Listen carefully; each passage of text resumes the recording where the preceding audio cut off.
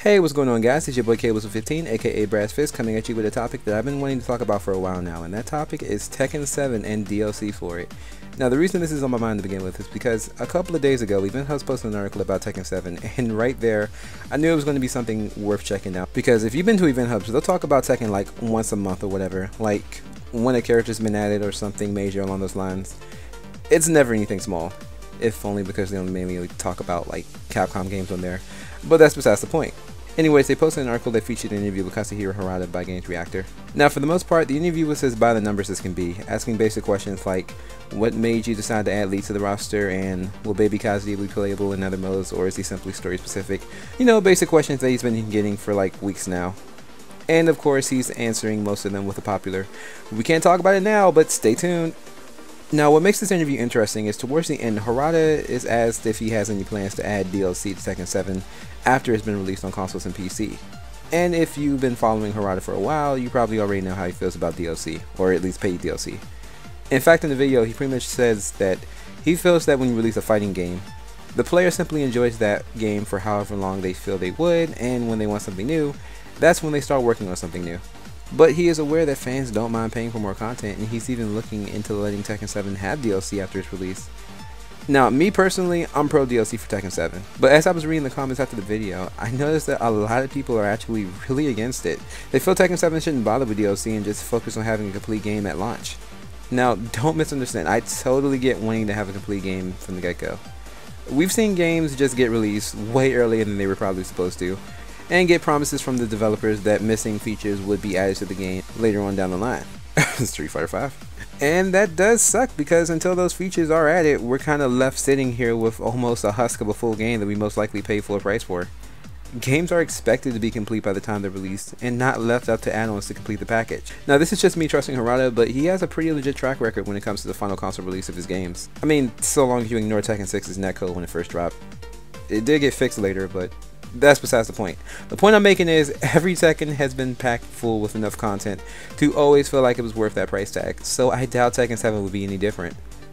But don't you ever wish it was just more content still? Like, let's say you're playing Tag 2. You've gotten every customization outfit for every character, you unlocked all the panels, every LED, and you did all that in, like, let's say the first couple of months of the game being out. The game's almost 4 years old now and you're still playing it. Don't you just wish it was like still more?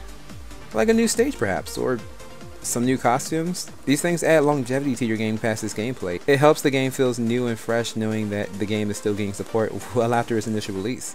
In today's age, there are tons of games doing that. DOA 5, Overwatch, Street Fighter 5 are some of the few that comes to mind that continue to get support after the release. And games that don't do that usually get forgotten by the casual consumer because they don't have a reason to come back and continue playing. Like, gamers nowadays will literally buy a game, play it for 2 to 3 hours, and put it on their shelves or forget about it in the digital library. And I don't want to see this happen to Tekken 7. Not only for the sake of keeping people interested in playing the game, but also for the Tekken heads who would be playing it 4 years down the line, regardless of DLC. And true, you can argue that gameplay alone is enough to keep people playing, and yeah, that's true. But that's also expected.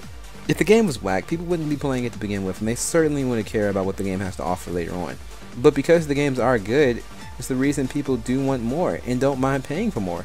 Like, how cool would it be if we got a new stage like every other month, or a Halloween themed costumes for every character when Halloween rolls around? New victory animations? Maybe someone wants to see Steve dab when he wins a match, I don't know. Now, if Harada is truly against letting players pay for content post-release, he could just go the Overwatch approach and just let everything be free. But then again, there is a huge difference between Blizzard's resources and Bandai Namco's resources, so I doubt it'd be free. I mean, if you look at Tag 2, all DLC characters and stages for that game were free, and the game itself only sold okay if I recall, so they might want to shy away from making things like that free again. At least characters anyway. I think stages should be free, but yeah. There's also a fear that DLC might be used as a paywall, meaning the game is clearly done, but you'll still be missing content because you didn't pay $20 for a pre-order bonus or a season pass or whatever. Call of Duty is notorious for shit like this, and that's not called supporting your product, it's called milking your product. And I'm 100% against that bullshit. Maybe go the way of DOA 5 and how it's been handling their DLC. Maybe not the insane pricing for everything, but everything you buy is simply to fluff up your experience with the game and not to make anyone feel left out that they didn't pay for what you did. For example, Eddie. I don't play Eddie, so it wouldn't make sense for me to want to pay for anything having to do with him. But if you're telling me I can buy Jin's Tekken 4 gi, I'm all over that like Jared from Subway on Little Girls. So I guess the point I'm trying to make is that, and especially with Harada at the helm, DLC can only enhance your experience with Tekken 7 rather than hamper it. But that's just what I think. If you guys agree with anything I said or disagree and have a butt you want to throw in, be my guest. I want to hear your opinions. Like, if there's like a third reason as to why you're against DLC, I would like to know. Also, I'm really fucking new to like voicing my opinion on a video like this, but I do plan to do this more often and I do plan to get better. So if you want to stick around and keep up with my content, because trust me, there will be more, feel free to subscribe. But more than anything, I do want to hear you guys' opinion on this matter, because this is just really interesting to me. Anyways, this is your boy K Whistle, or Brass Fist, or whatever you want to call me, and I don't know. One day I'll have a proper outro.